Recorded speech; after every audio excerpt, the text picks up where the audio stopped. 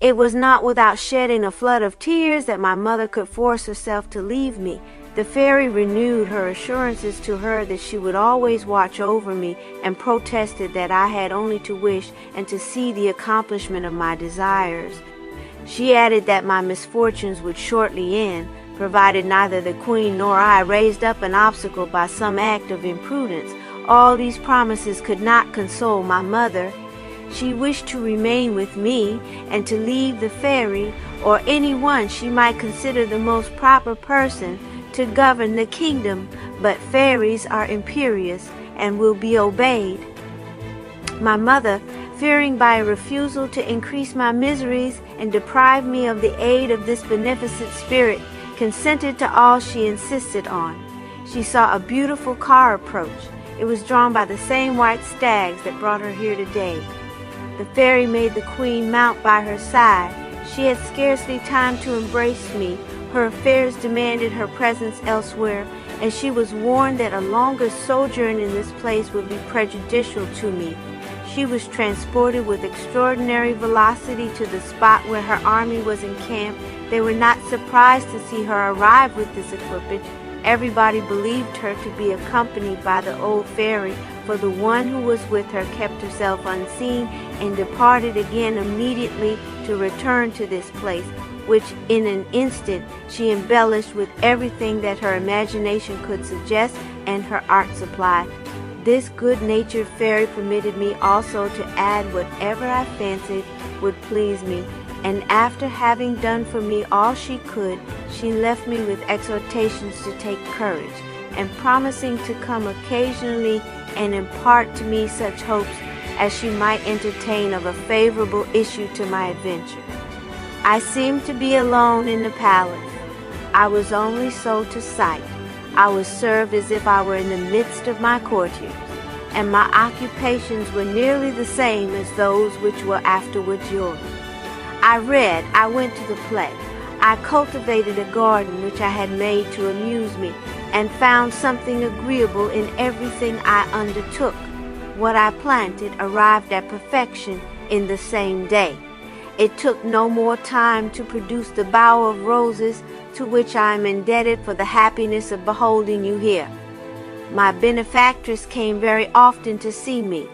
Her presence and her promises alleviated my distresses. Through her, the queen received news of me, and I news of the queen. One day I saw the fairy arrive with joy sparkling in her eyes. "Dear prince," said she to me, "the moment of your happiness approaches."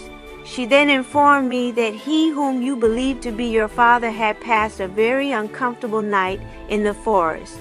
She related to me, in a few words, the adventure which had caused him to undertake the journey, without revealing to me your real parentage. She apprised me that the worthy man was compelled to seek an asylum from the misery he had endured during 24 hours. "I go," said she, "to give orders for his reception. It must be an agreeable one. He has a charming daughter. I propose that she shall release you. I have examined the conditions which my cruel companion has attached to your disenchantment. It is fortunate that she did not ordain that your deliverer should come hither out of love for you. On the contrary, she insisted that the young maiden should expect no less than death, and yet expose herself to it voluntarily. I have thought of a scheme to oblige her to take that step. It is to make her believe the life of her father is in danger, and that she has no other means of saving him. I know that in order to spare her father any expense on her account, she has asked him only to bring her a rose, whilst her sisters have overwhelmed him with extravagant commissions. He will naturally avail himself of the first favorable opportunity. Hide yourself in this arbor, and seizing him the instant he attempts to gather your roses, threaten him that death will be the punishment of his audacity, unless he give you one of his daughters, or rather unless she sacrifice herself, according to the decree of our enemy. This man has 5 daughters besides the one I have destined for you, but not one of them is sufficiently magnanimous to purchase the life of their father at the price of their own. Beauty is alone capable of so grand an action. I executed exactly the fairy's commands. You know, lovely princess, with what success? The merchant, to save his life, promised what I demanded. I saw him depart without being able to persuade myself that he would return with you. I could not flatter myself that my desire would be fulfilled. What torment did I not suffer during the month he had requested me to allow him? I longed for its termination only to be certain of my disappointment. I could not imagine that a young, lovely, and amiable girl would have the courage to seek a monster, of whom she believed she was doomed to be the prey. Even supposing her to have sufficient fortitude to devote herself, she would have to remain with me without repenting the step she had taken, and that appeared to me an invincible obstacle. Besides, how could she behold me without dying with affright? I passed my miserable existence in these melancholy reflections, and never was I more to be pitied. The month, however, elapsed, and my protectress announced to me your arrival. You remember, no doubt, the pomp with which you were received. Not daring to express my delight in words, I endeavored to prove it to you by the most magnificent signs of rejoicing. The fairy, ceaseless in her attentions to me, prohibited me from making myself known to you. Whatever terror I might inspire you with, or whatever kindness you might show me, I was not permitted to seek to please you, nor to express any love for you, nor to discover to you in any way who I was. I could have recourse, however, to excessive good nature, as fortunately the malignant fairy had forgotten to forbid my giving you proof of that.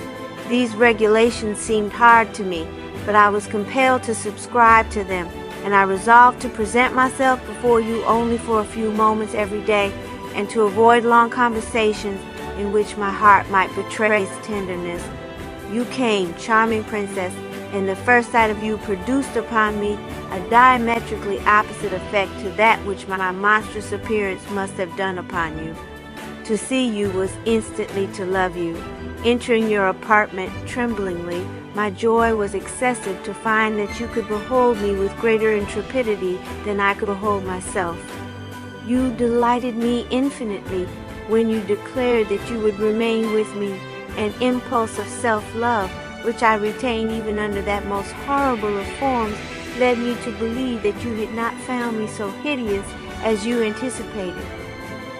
Your father departed satisfied, but my sorrow increased as I reflected that I was not allowed to win your favor in any way except by indulging the caprices of your taste. Your demeanor, your conversation, as sensible as it was unpretending, everything in you convinced me that you acted solely on the principles dictated to you by reason and virtue, and that consequently I had nothing to hope for from a fortunate caprice. I was in despair at being forbidden to address you in any other language than that which the fairy had dictated, and which she had expressly chosen as coarse and stupid. In vain did I represent to her it was unnatural to expect you would accept my proposition to marry you. Her answer was always patience, perseverance, or all is lost. To recompense you for my silly conversation, she assured me she would surround you with all sorts of pleasures and give me the advantage of seeing you continually without alarming you or being compelled to say rude and impertinent things to you.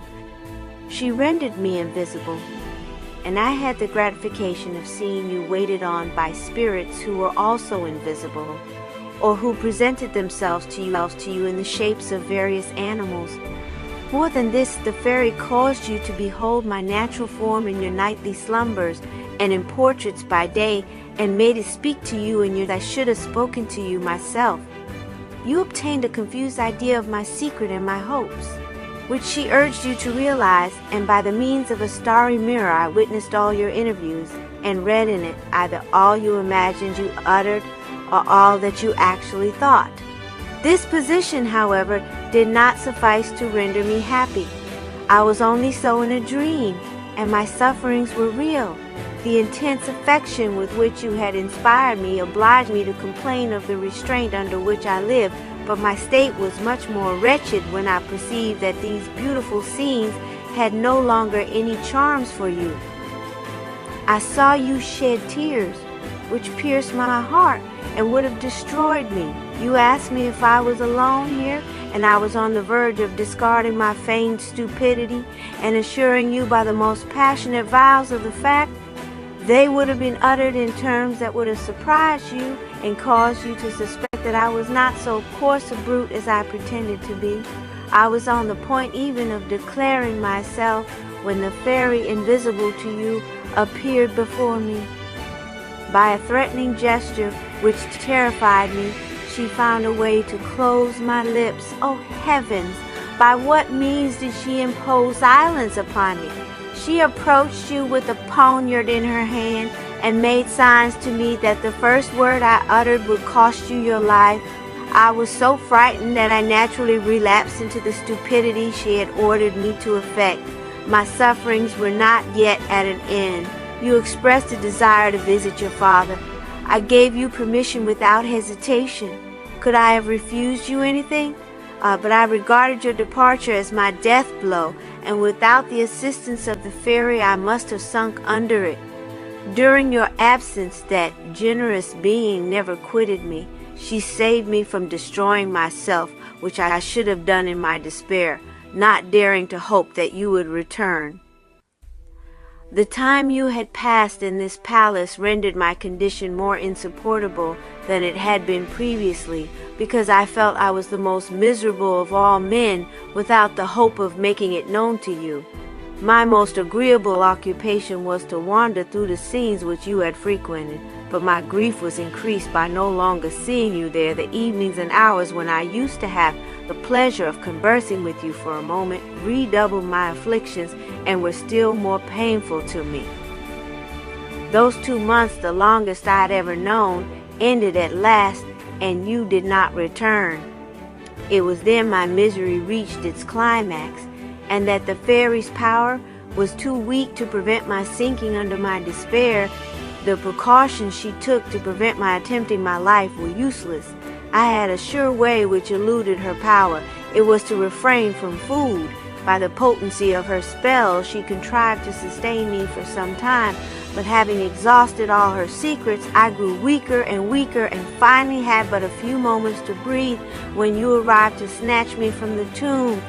Your precious tears, more efficacious than all the cordials of the disguised genii who attended on me, delayed my soul upon the point of flight. In learning from your lamentations that I was dear to you, I enjoyed perfect felicity, and that felicity was at its height when you accepted me for your husband. Still, I was not permitted to divulge to you my secret, and the beast was compelled to leave you without daring to disclose to you the prince. You know the lethargy into which I fell, and which ended only with the arrival of the fairy and the queen.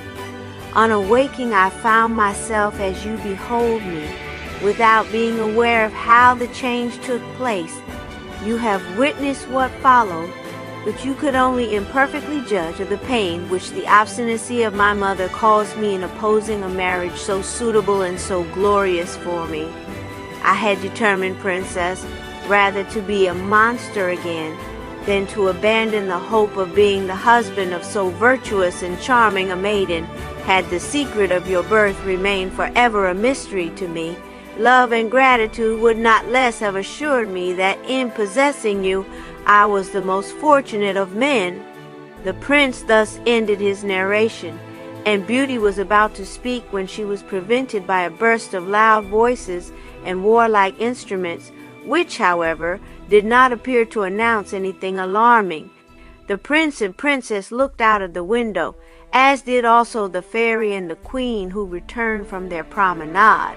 The noise was occasioned by the arrival of a personage who, according to all appearances, could be no less than a king. His escort was obviously a royal one, and there was an air of majesty in his demeanor which accorded with the state that accompanied him. The fine form of this sovereign, although of a certain age, testified that there had been few who could have equaled him in appearance when in the flower of his youth. He was followed by 12 of his bodyguard, and some courtiers in hunting dresses, who appeared as much astonished as their master to find themselves in a castle till now quite unknown to them. He was received with the same honors that would have been paid to him in his own dominions, and all by invisible beings. Shouts of joy and flourishes of trumpets were heard, but no one was to be seen. The fairy, immediately on beholding him, said to the queen, "Here is the king your brother, and the father of beauty. He little expects the pleasure of seeing you both here. He will be so much the more gratified, as you know he believes that his daughter has been long dead. He mourns her still, as he also does his wife, of whom he retains an affectionate remembrance." These words increased the impatience of the queen and the young princess to embrace this monarch. They reached the courtyard just as he dismounted. He saw but could not recognize them. Not doubting, however, that they were advancing to receive him, he was considering how and in what terms he should pay his compliments to them, when Beauty, flinging herself at his feet, embraced his knees and called him father. The king raised her and pressed her tenderly in his arms, without comprehending why she addressed him by that title. He imagined she must be some orphan princess who sought his protection from some oppressor, and who made use of the most touching expression in order to obtain her request. He was about to assure her that he would do all that lay in his power to assist her, when he recognized the queen, his sister, who, embracing him in her turn, presented her son to him. She then informed him of some of the obligations they were under to Beauty, and especially of the frightful enchantment that had just been terminated. The king praised the young princess and desired to know her name, when the fairy, interrupting him, asked if it was necessary to name her parents, and if he had never known anyone whom she resembled sufficiently to enable him to guess them.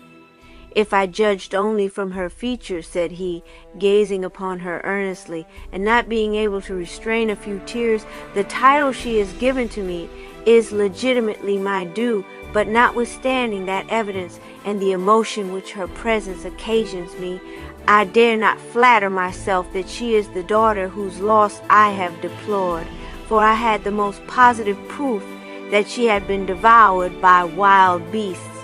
Yet," he continued, still examining her countenance, "she resembles perfectly the tender and incomparable wife whom death has deprived me of.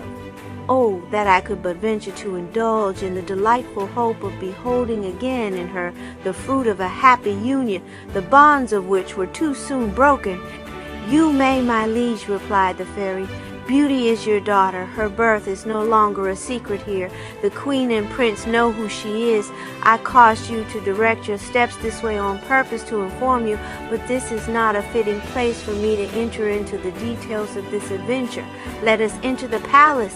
After you have rested yourself there a short time, I will relate to you all you desire to know. When you have indulged in the delight which you must feel at finding a daughter so beautiful and so virtuous, I will communicate to you another piece of intelligence which will afford you equal gratification." The king, accompanied by his daughter and the prince, was ushered by the monkey officers into the apartment destined for him by the fairy, who took this opportunity of restoring to the statues the liberty of relating what they had witnessed. As their fate had excited the compassion of the queen, it was from her hands that the fairy desired they should receive the benefit of reanimation. She placed her wand in the queen's hand, who by her instructions described with it 7 circles in the air, and then pronounced these words, "Be reanimated. Your king is restored to you." All the statues immediately began to move, walk, and act as formerly, retaining only a confused idea of what had happened to them. After this ceremony, the fairy and the queen returned to the king, whom they found in conversation with Beauty and the prince, caressing each in turn, and most fondly his daughter, of whom he inquired 100 times how she had been preserved from the wild beasts who had carried her off, without remembering that she had answered him from the first that she knew nothing about it, and had been ignorant even of the secret of her birth. The prince also talked without being attended to, repeating 100 times the obligations he was under to Princess Beauty. He desired to acquaint the king with the promises which the fairy had made him, that he should marry the princess, and to beg he would not refuse his cheerful consent to the alliance. This conversation and these caresses were interrupted by the entrance of the queen and the fairy. The king, who had recovered his daughter, fully appreciated his happiness, but was as yet ignorant to whom he was indebted for this precious gift. "It is to me," said the fairy, "and I alone can explain to you the adventure. I shall not limit my benefits to the recital of that alone. I have other tidings in store for you, not less agreeable. Therefore, great king, you may note this day as one of the happiest of your life." The company, perceiving that the fairy was about to commence her narration, evinced by their silence the great attention they were anxious to pay to it. To satisfy their curiosity, the fairy thus addressed the king: "Beauty, my liege, and perhaps the prince, are the only persons present who are not acquainted with the laws of the Fortunate Island. It is necessary I should explain those laws to them. The inhabitants of that island, and even the king himself, are allowed perfect liberty to marry according to their inclinations, in order that there may be no obstacle whatever to their happiness. It was in virtue of this privilege that you, sire, selected for your wife a young shepherdess whom you met one day when you were hunting. Her beauty and her good conduct were considered by you deserving of that honor. You raised her to the throne and placed her in a rank from which the lowliness of her birth seemed to have excluded her, but of which she was worthy, by the nobleness of her character and the purity of her mind. You know that you had continual reasons to rejoice in the selection you had made. Her gentleness, her obliging disposition, and her affection for you equaled the charms of her person. But you did not long enjoy the happiness of beholding her. After she had made you the father of beauty, you were under the necessity of traveling to the frontiers of your kingdom to suppress some revolutionary demonstrations of which you had received intimation. During this period you lost your dear wife, an affliction which you felt the more sensibly because, in addition to the love with which her beauty had inspired you, you had the greatest respect for the many rare qualities that adorned her mind. Despite her youth and the little education she had received, you found her naturally endowed with profound judgment, and your wisest ministers were astonished at the excellent advice she gave you, and the policy by which she enabled you to succeed in all your undertakings. The king, who still brooded over his affliction, and to whose imagination the death of that dear wife was ever present, could not listen to this account without being sensibly affected, and the fairy, who observed his emotion, said, "Your feelings prove that you deserve that happiness. I will no longer dwell on a subject that is so painful to you, but I must reveal to you that the supposed shepherdess was a fairy, and my sister, who, having heard that the Fortunate Island was a charming country, and also much praise of its laws and of the gentle nature of your government, was particularly anxious to visit it.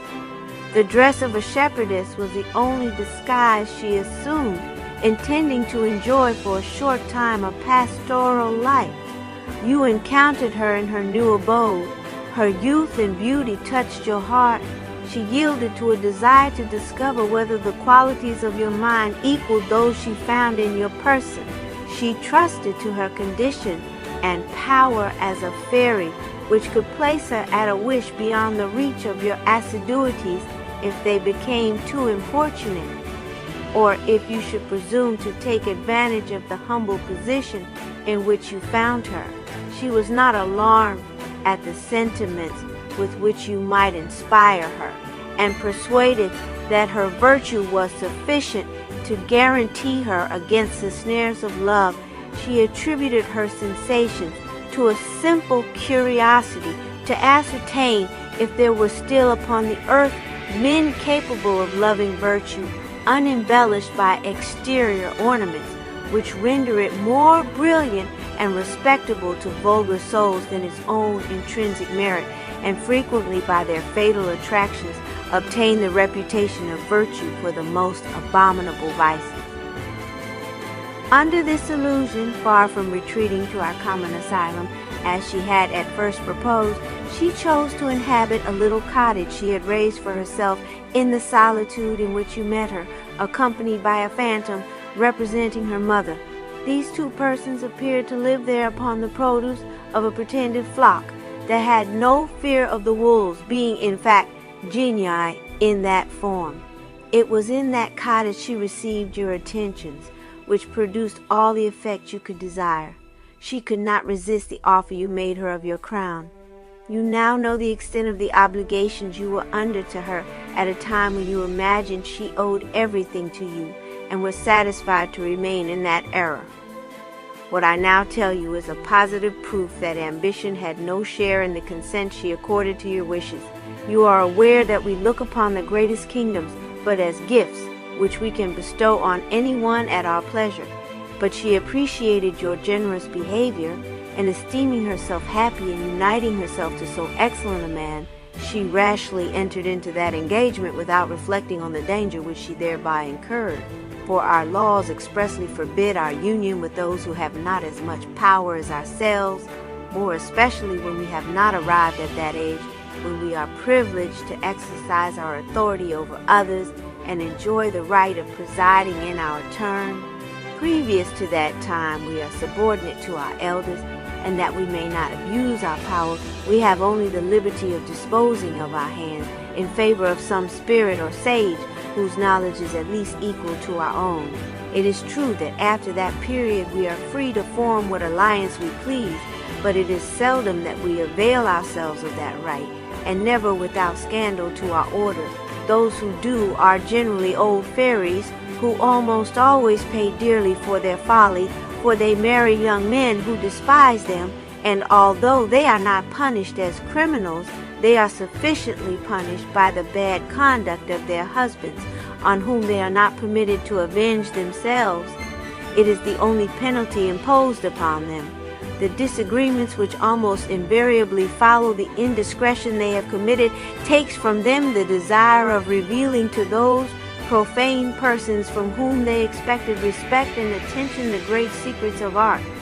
My sister, however, was not placed in either of these positions. Endowed with every charm that could inspire affection, she was not of the required age, but she consulted only her love. She flattered herself she could keep her marriage a secret. She succeeded in so doing for a short time. We rarely make inquiries about those who are absent.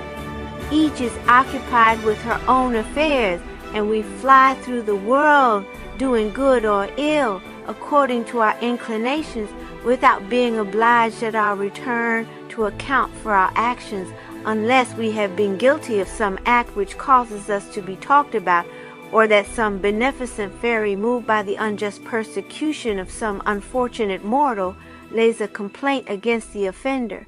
In short, there must arise some unforeseen event to occasion us to consult the general book, in which all we do is written at the same instant without the aid of hands. Saving these occasions, we have only to appear in the General Assembly 3 times in the year, and as we travel very swiftly, the affair does not occupy more than a couple of hours. My sister was obliged to give light to the throne, such is our phrase for the performance of that duty. On such occasions she arranged for you a hunting party at some distance or a journey of pleasure, and after your departure she feigned some indisposition to remain alone in her cabinet, or that she had letters to write, or that she wished to repose. Neither in the palace nor amongst us was there any suspicion of that which it was so much her interest to conceal. This mystery, however, was not one for me. The consequences were dangerous, and I warned her of them, but she loved you too much to repent the step she had taken. Desiring even to justify it in my eyes, she insisted that I should pay you a visit. Without flattering you, I confess that if the sight of you did not compel me entirely to excuse her weakness, it at least diminished considerably my surprise at it, and increased the zeal with which I labored to keep it a secret. Her dissimulation was successful for 2 years, but at length she betrayed herself. We are obliged to confer a certain number of favors on the world generally, and to return an account of them. When my sister gave in hers, it appeared that she had limited her excursions and her benefits to the confines of the Fortunate Island.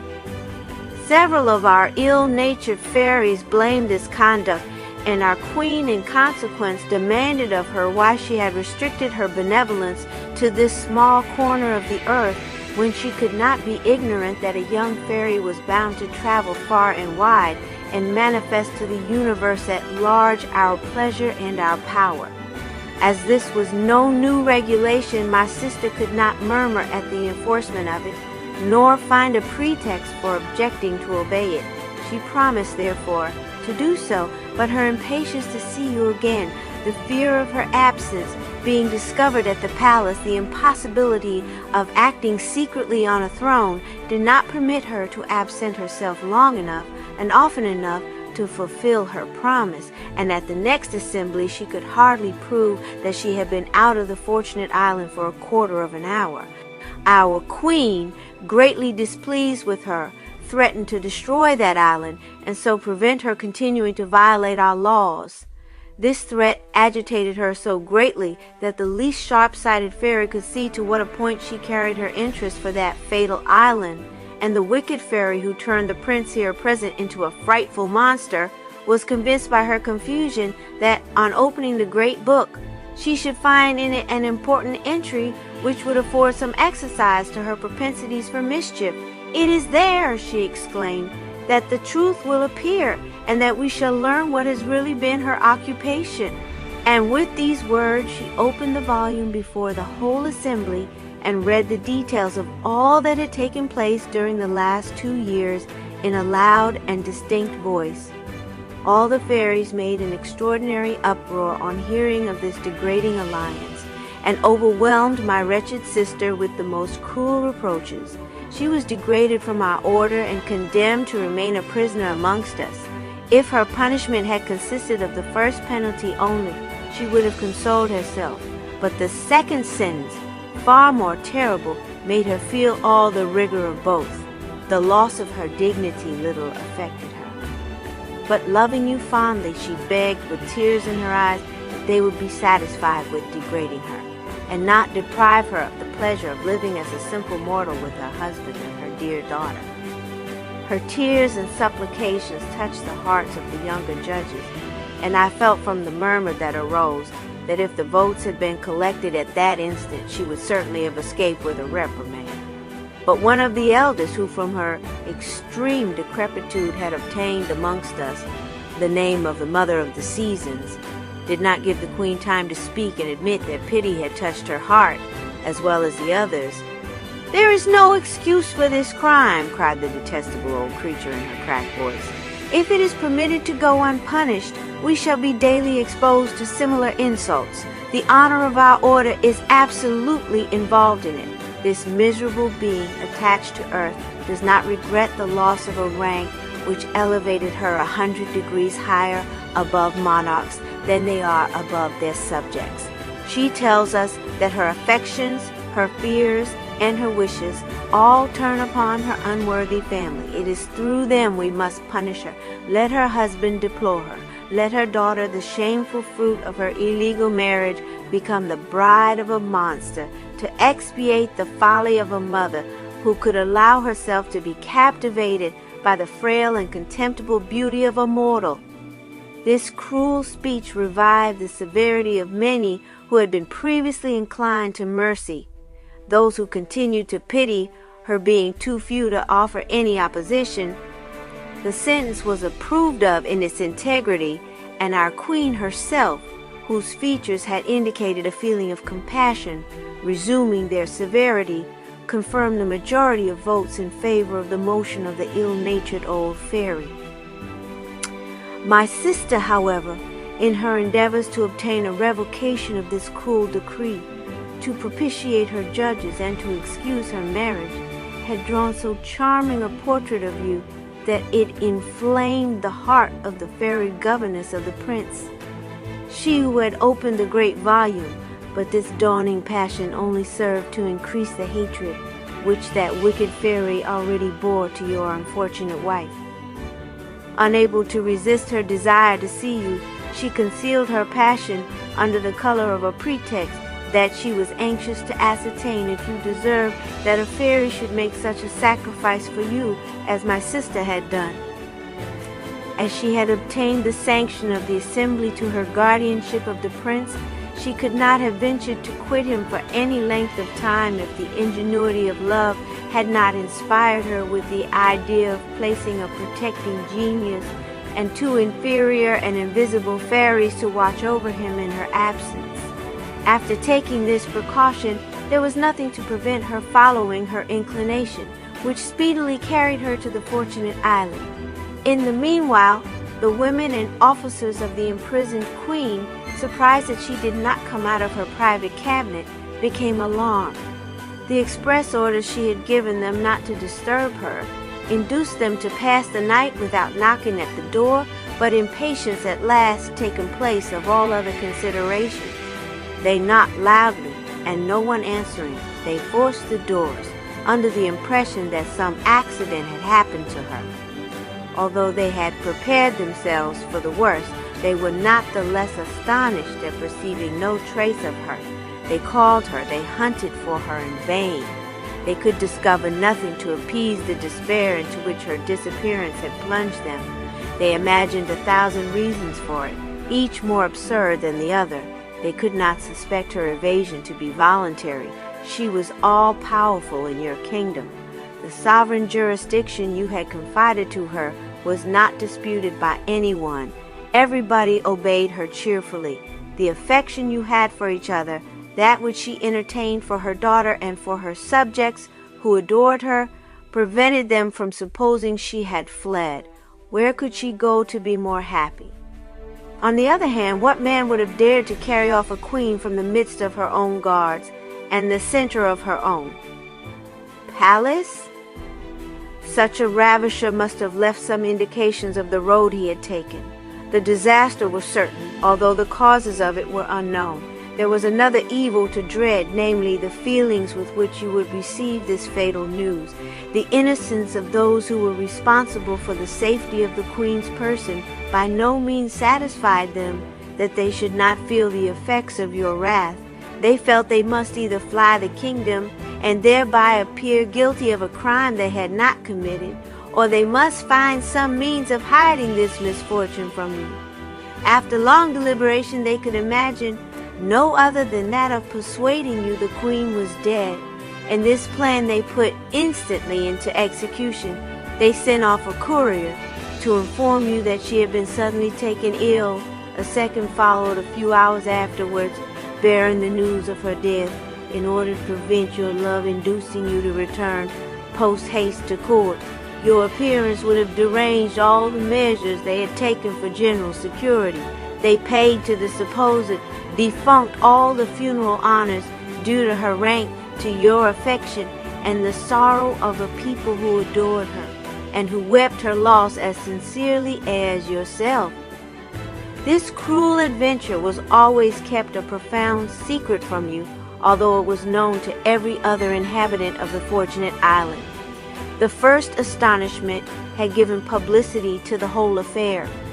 The affliction you felt at this loss was proportionate to your love.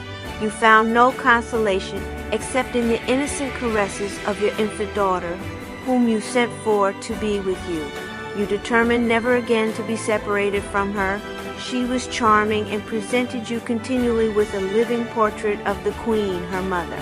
The hostile fairy, who had been the original cause of all this trouble by opening the great book in which she discovered my sister's marriage, had not come to see you without paying the price of her curiosity.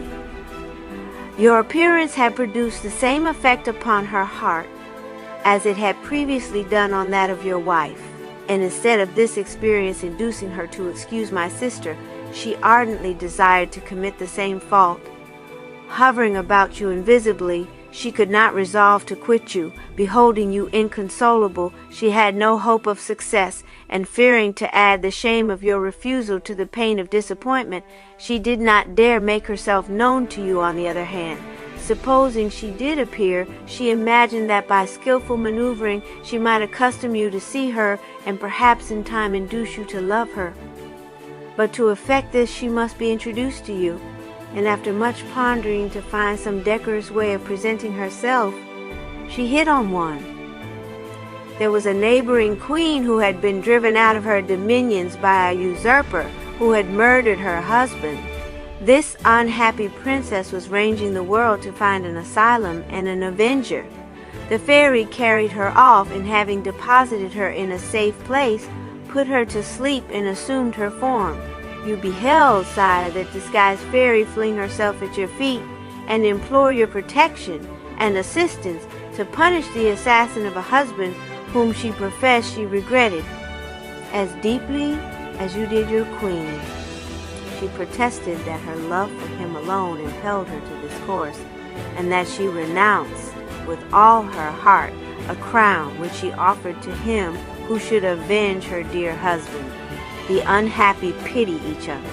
You interested yourself in her misfortunes the more readily for that she wept the loss of a beloved spouse, and that mingling her tears with yours, she talked to you incessantly of the queen.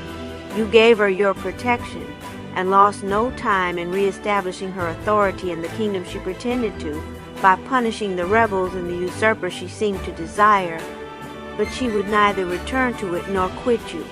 She implored you, for her own security, to govern the kingdom in her name, as you were too generous to accept it as a gift from her, and to permit her to reside at your court. You could not refuse her this new favor. She appeared to be necessary to you for the education of your daughter, for the cunning fairy knew well enough the child was the sole object of your affection. She feigned an exceeding fondness for her, and had her continually in her arms. Anticipating the request you were about to make to her, she earnestly begged to be permitted to take charge of her education, saying that she would have no heir but that dear child, whom she looked on as her own, and who was the only being she loved in the world, because she said she reminded her of a daughter she had had by her husband, and who perished along with him. The proposal appeared to you so advantageous that you did not hesitate to entrust the princess to her care, and to give her full authority over her. She acquitted herself of her duties to perfection, and by her talent and her affection obtained your implicit confidence and your love as for a tender sister. This was not sufficient for her. All her anxiety was but to become your wife. She neglected nothing to gain this end, but even had you never been the husband of the most beautiful of fairies, she was not formed to inspire you with love. The shape she had assumed could not bear comparison with hers, into whose place she would have stolen. It was extremely ugly, and being naturally so herself, she had only the power of appearing beautiful one day in the year. The knowledge of this discouraging fact convinced her that to succeed, she must have recourse to other charms than those of beauty. She intrigued secretly to oblige the people and the nobility to petition you to take another wife, and to point her out to you as the desirable person, but certain ambiguous conversations she had held with you, in order to sound your inclinations, enabled you easily to discover the origin of the pressing solicitations with which you were importuned. You declared positively that you would not hear of giving a stepmother to your daughter, nor lower her position by making her subordinate to a queen from that which she held as the highest person next to yourself in the kingdom and the acknowledged heir to your throne. You also gave the false queen to understand that you should feel obliged by her returning to her own dominions immediately and without ado, and promised her that when she was settled there, you would render her all the services she could expect from a faithful friend and a generous neighbor. But you did not conceal from her that if she did not take this course willingly, she ran the risk of being compelled to do so. The invincible obstacle you then opposed to her love threw her into a terrific rage, but she affected so much indifference about the matter that she succeeded in persuading you that her attempt was caused by ambition and the fear that eventually you might take possession of her dominions. preferring, notwithstanding the earnestness with which she had appeared to offer them to you, to let you believe she was insincere in that case rather than you should suspect her real sentiments. Her fury was not less violent because it was suppressed, not doubting that it was beauty who, more powerful in your heart than policy, caused you to reject the opportunity of increasing your empire in so glorious a manner. She conceived for her a hatred as violent as that which she felt for your wife, and resolved to get rid of her, fully believing that if she were dead, your subjects, renewing their remonstrances, would compel you to change your state in order to leave a successor to the throne. The good soul was anything but of an age to present you with one, but that she cared little about. The queen, whose resemblance she had assumed, was still young enough to have many children, and her ugliness was no obstacle to a royal and political alliance. Notwithstanding the official declaration you had made, it was thought that if your daughter died, you would yield to the continual representations of your council. It was believed also that your choice would fall upon this pretended queen, and that idea surrounded her with numberless parasites.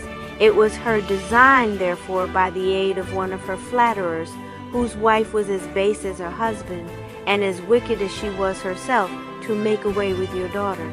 She had appointed this woman governess to the little princess. These wretches settled between them that they would smother her and report that she had died suddenly, but for more security, they decided to commit this murder in the neighboring forest, so that nobody could surprise them in the execution of this barbarous deed. They counted on no one having the slightest knowledge of it, and that it would be impossible to blame them for not having sought for assistance before she expired, having the legitimate excuse that they were too far away from any. The husband of the governess proposed to go in search of aid as soon as the child was dead, and that no suspicion might be awakened, he was to appear surprised at finding it too late when he returned to the spot where he had left this tender victim of their fury, and he also rehearsed the sorrow and consternation he was to effect. When my wretched sister saw herself deprived of her power and condemned to a cruel imprisonment, she requested me to console you and to watch over the safety of her child. It was unnecessary for her to take that precaution.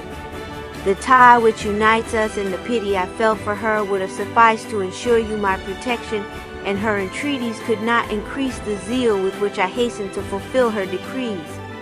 I saw you as often as I could, and as much as prudence permitted me, without incurring the risk of arousing the suspicions of our enemy, who would have denounced me as a fairy, in whom sisterly affection prevailed over the honor of her order, and who protected a guilty race.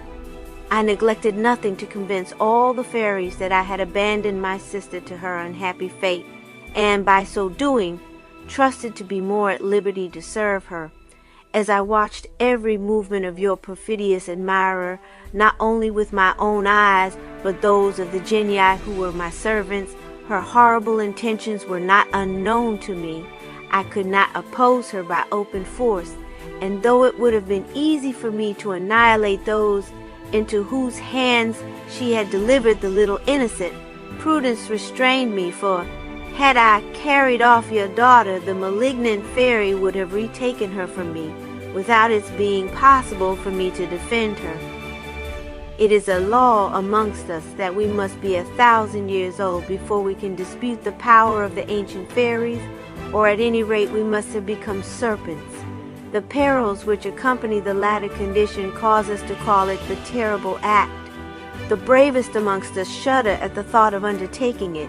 We hesitate a long time before we can resolve to expose ourselves to its consequences, and without the urgent motive of hatred, love, or vengeance, there are few who do not prefer waiting for time to make them elders than to acquire their privilege by that dangerous transformation, in which the greater number are destroyed. I was in this position. I wanted 10 years of the 1,000, and I had no resource but in artifice. I employed it successfully. I took the form of a monstrous she-bear, and hiding myself in the forest, selected for the execution of this detestable deed When the wretches arrived to fulfill the barbarous order they had received, I flung myself upon the woman who had the child in her arms and who had already placed her hand on its mouth. Her fright made her drop the precious burden, but she was not allowed to escape so easily. The horror I felt at her unnatural conduct inspired me with the ferocity of the brute I had assumed the form of. I strangled her as well as the traitor who accompanied her, and I carried off Beauty after having rapidly stripped off her clothes and dyed them with the blood of her enemies. I scattered them also about the forest, taking the precaution to tear them in several places so that they should not suspect the princess had escaped, and I withdrew, delighted at having succeeded so completely. The fairy believed her object had been attained. The death of her two accomplices was an advantage to her. She was mistress of her secret, and the fate they had met with was but what she had herself destined them to in recompense of their guilty services. Another circumstance was also favorable to her. Some shepherds who had seen this affair from a distance ran for assistance, which arrived just in time to see the infamous wretches expire and prevent the possibility of suspicion that she had any part in it. The same circumstances were equally favorable to my enterprise. The wicked fairy was as fully convinced as the people by them. The event was so natural that she never doubted it. She did not even condescend to exert her skill to satisfy herself of the fact. I was delighted at her fancied security. I should not have been the strongest had she attempted to recover little Beauty, because in addition to the reasons which made her my superior, and which I have explained to you, she possessed the advantage of having received that child from you. You had deputed to her your authority, which you alone could reassume, and short of your wresting her yourself out of her hands, nothing could interfere with the control she had a right to exercise over the princess till she was married. Preserved from this anxiety, I found myself overwhelmed by another on recollecting that the mother of the seasons had condemned my niece to marry a monster, but she was then not 3 years old, and I flattered myself I should be able by study to discover some expedient to prevent this curse being fulfilled to the letter and to evade it by some equivocation. I had plenty of time to ponder on it, and my first care was, therefore, only to find some spot where I could place my precious charge in safety. Profound secrecy was absolutely necessary to me. I dared not place her in a castle, nor exercise for her benefit any of the magnificent wonders of our art. Our enemy would have noticed it. It would have awakened an anxiety, the consequences of which would have been fatal to us. I thought it better to assume an humble garb and confide the infant to the care of the first person I met with, who appeared to me to be an honest man, and under whose roof I could promise myself she would enjoy the comforts of life. Chance soon favored my intentions. I found what suited me exactly. It was a small house in a village, the door of which was open. I entered this cottage, which appeared to me that of a peasant in easy circumstances. I saw by the light of a lamp 3 country women asleep beside a cradle, which I concluded contained a baby. The cradle did not at all correspond with the general simplicity of the apartment. Everything about it was sumptuous. I imagined that its little occupant was ill, and that the deep sleep into which its nurses had fallen was the consequence of long watching over it. I approached silently with the intention of curing the infant, and anticipated with pleasure the surprise of these women on awaking to find their invalid restored to health without knowing what to attribute it to. I was about to take the child out of the cradle in order to breathe health into it, but my good intentions were vain. It expired at the instant I touched it. I immediately conceived the idea of taking advantage of this melancholy event and substituting my niece for the dead child, which by good fortune was also a girl. I lost no time in making the exchange, and bearing away the lifeless infant, buried it carefully. I then returned to the house, at the door of which I knocked long and loudly, to awaken the sleepers. I told them, feigning a provincial dialect, that I was a stranger to those parts, who was in want of a night's lodging. They good-naturedly offered me one, and then went to look at their nursling, whom they found quietly asleep, with all the appearance of being in perfect health. They were astonished and delighted, not dreaming of the deception I had practiced upon them. They informed me that the child was the daughter of a rich merchant, that one of their party had been her nurse, and after having weaned her had restored her to her parents, but that the child, having fallen ill in her father's house, had been sent back to the country in hope that the change of air would be of service to her. They added with satisfied countenances that the experiment had succeeded and produced a better effect than all the remedies which had been resorted to previous to its adoption. They determined to carry her back to her father as soon as it was daylight, in order to afford him, as early as possible, the gratification he would derive from her restoration, for conducing to which also they expected to receive a liberal reward, as the child was his particular favorite, although the youngest of 11. At sunrise they set out, and I feigned to continue my journey, congratulating myself on having so well provided for my niece's safety. To ensure this object more completely, and induce the supposed father still more to attach himself to the little girl, I assumed the form of one of those women who go about telling fortunes, and arriving at the merchant's door just as the nurses reached it with the child, I followed them into the house. He received them with delight, and taking the little girl in his arms, became the dupe of his paternal affection, and fancied that the emotions simply caused by his kindly disposition were the mysterious workings of nature at the sight of his offspring. I seized this opportunity of increasing the interest he believed he had in the child. "Look well upon this little one, my good gentleman," said I, in the usual language of the class to which by my dress I appeared to belong. "She will be a great honor to thy family.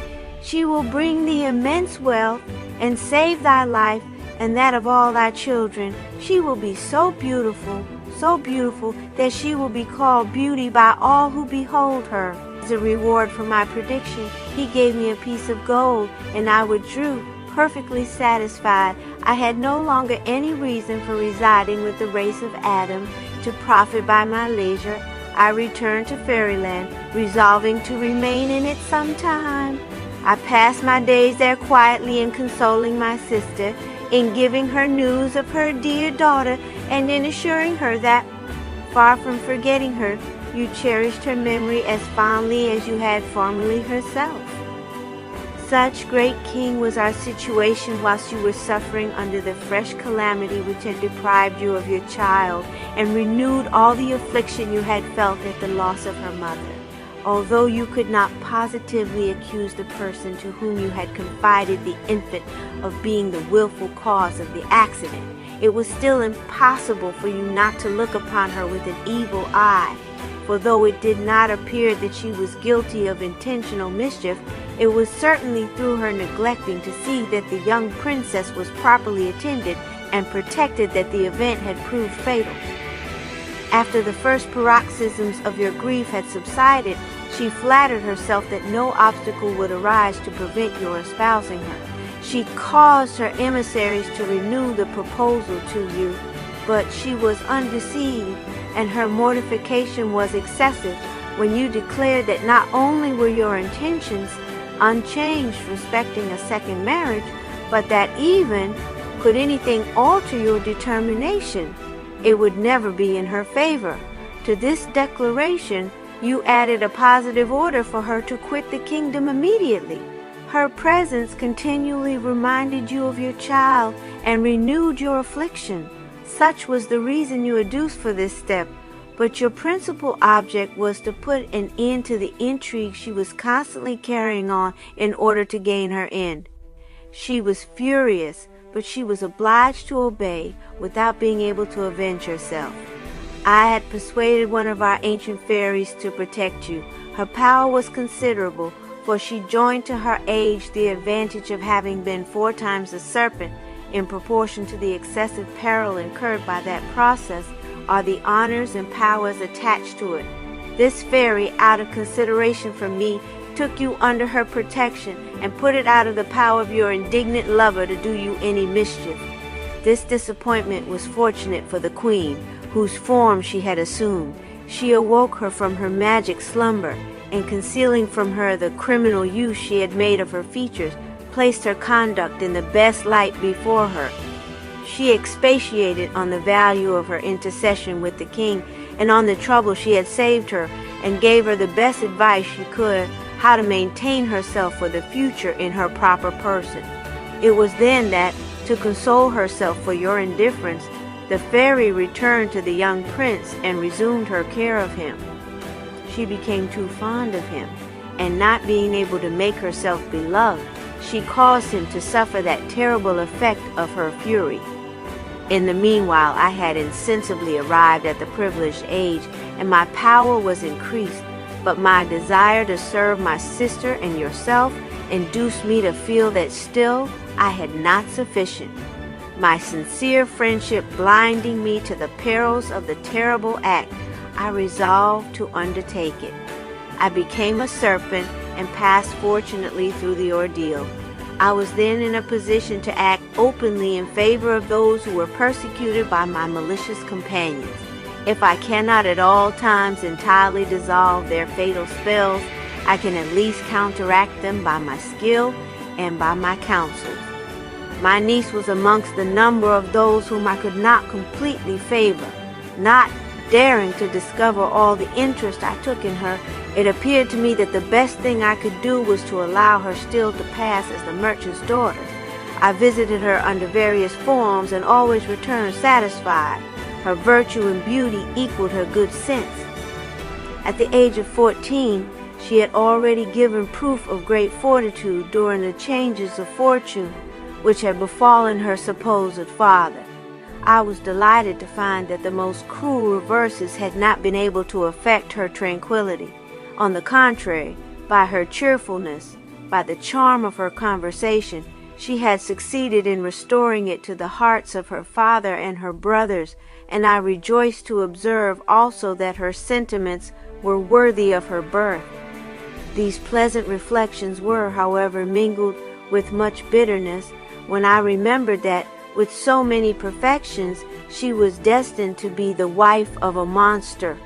I toiled, I studied night and day to find some means of saving her from so great a misfortune, and was in despair at finding none. This anxiety did not prevent me, however, from paying occasional visits to you. Your wife, who was deprived of that liberty, implored me incessantly to go and see you, and notwithstanding the protection of our friend, her affectionate heart was continually alarmed about you, and persuaded her that the instant I lost sight of you would be the last of your life, and in which you would be sacrificed to the fury of our enemy. This fear possessed her so strongly that she scarcely gave me a moment's rest. No sooner did I bring her news of you than she supplicated me so earnestly to return to you that it was impossible to refuse her.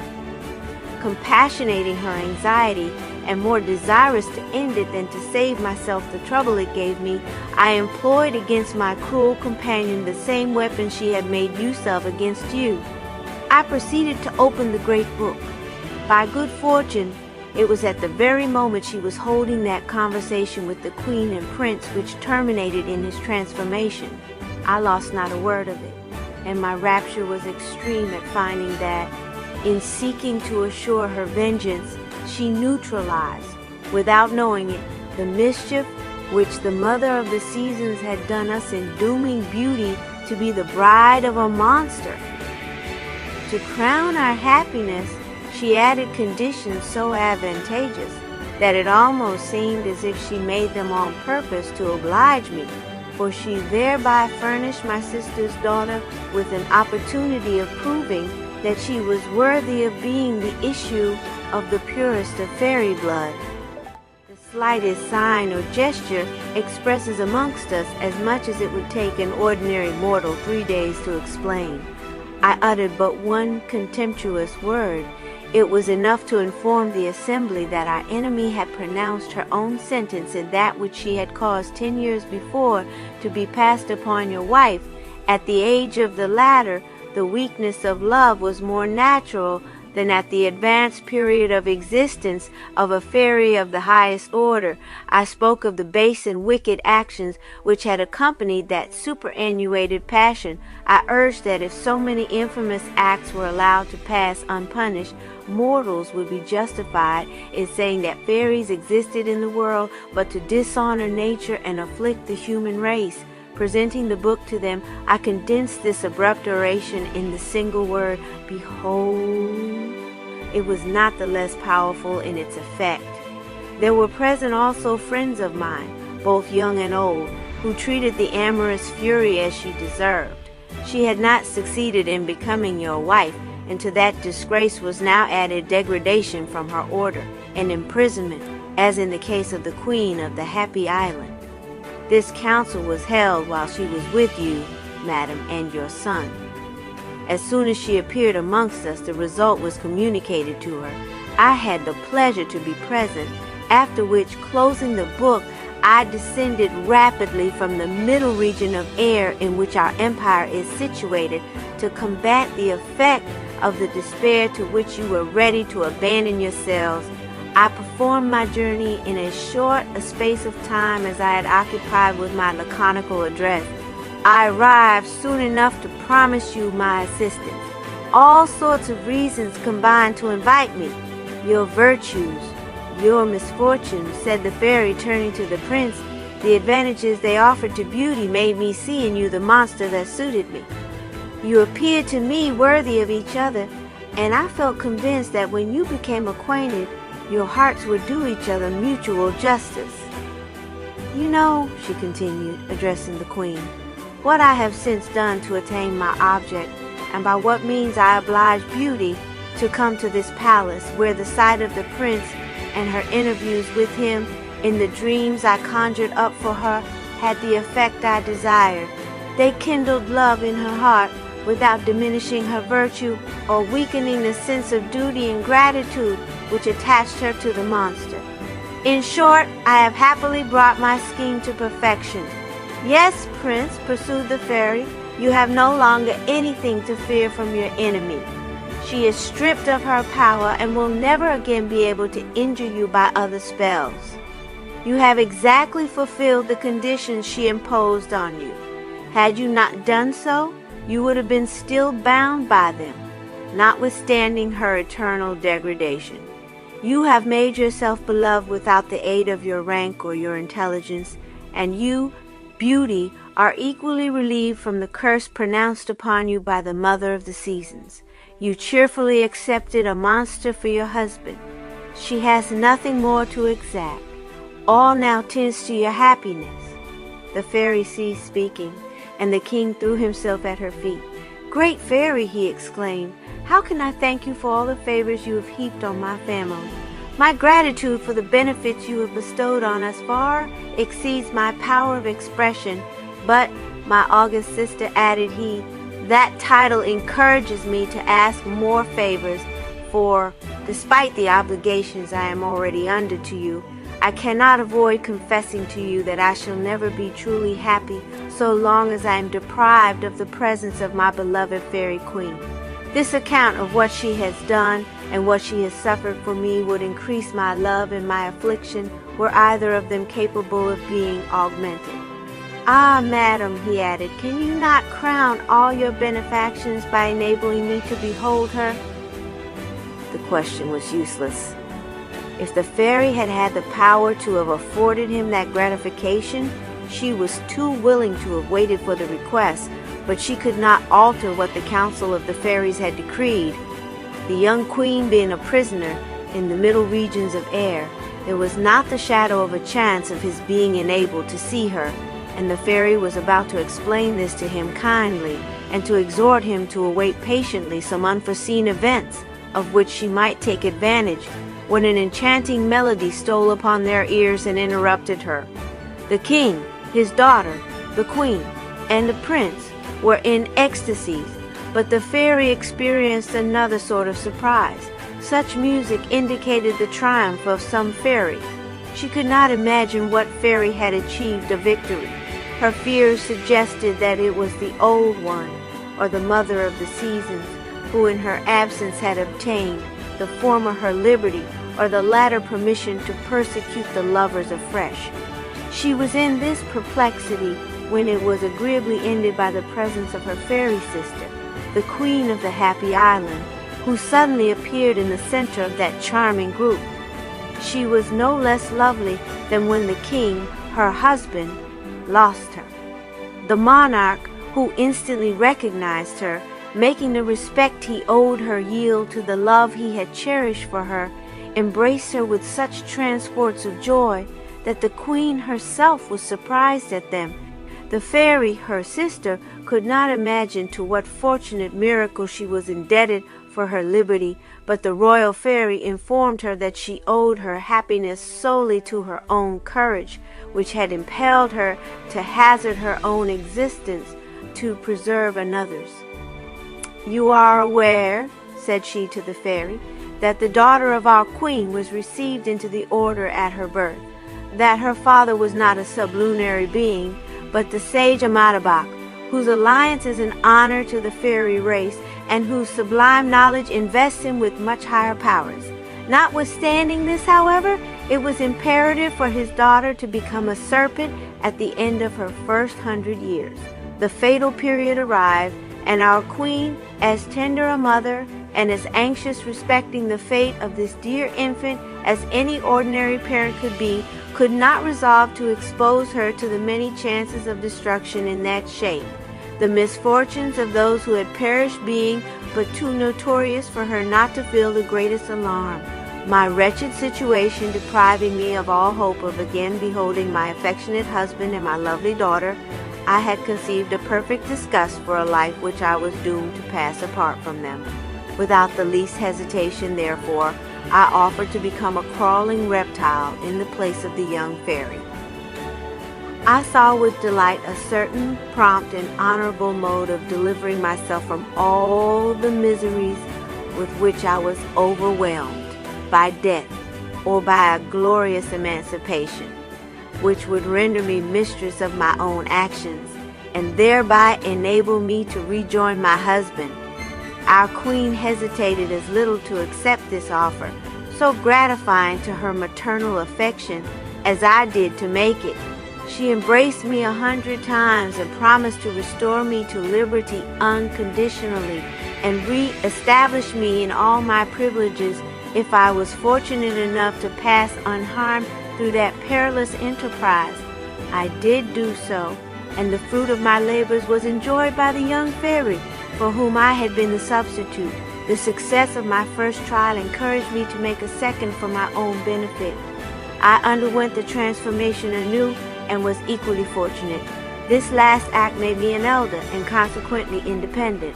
I was not long in profiting by my liberty and flying hither to rejoin a family so dear to me. As soon as the fairy had finished her narrative, the embraces were renewed by her affectionate auditors. It was a charming confusion in which each caressed the other almost without knowing what they were about. Beauty, particularly, enchanted at appertaining to such an illustrious family, and no longer fearing to degrade the prince, her cousin, by causing him to form an alliance beneath him. But although transported by the excess of her happiness, she did not forget the worthy man whom she had formerly believed to be her father. She recalled to her fairy aunt the promise she had made to her that he and his children should have the honor of being present at her marriage.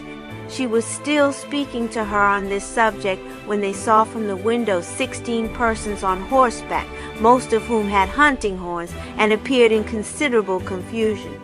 Their disorder evidently arose from their horses having ran away with them. Beauty instantly recognized them as the 6 sons of the worthy merchant, the 5 daughters, and their 5 lovers. Everybody but the fairy was surprised at this abrupt entrance. those who made it were not less so, at finding themselves carried by the speed of their unmanageable horses into a palace totally unknown to them. This is the way it happened. They were all out hunting, when their horses, suddenly uniting themselves as in one squadron, galloped off with them at such speed to the palace that all their efforts to stop them were perfectly useless. Beauty, thoughtless of her present dignity, hastened to receive and reassure them. She embraced them all kindly. The good man himself next appeared, but not in the same disorder. A horse had neighed and scratched at his door. He had no doubt that it came to seek him by order of his dear daughter.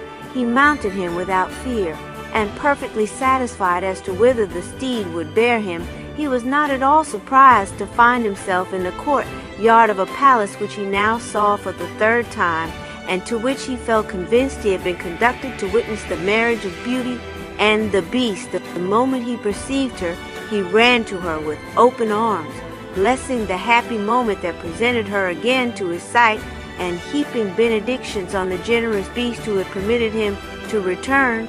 He looked about for him in every direction, to offer him his most humble thanks for all the favors he had heaped on his family, and particularly on his youngest daughter. He was vexed at not seeing him, and began to apprehend that his conjectures were erroneous.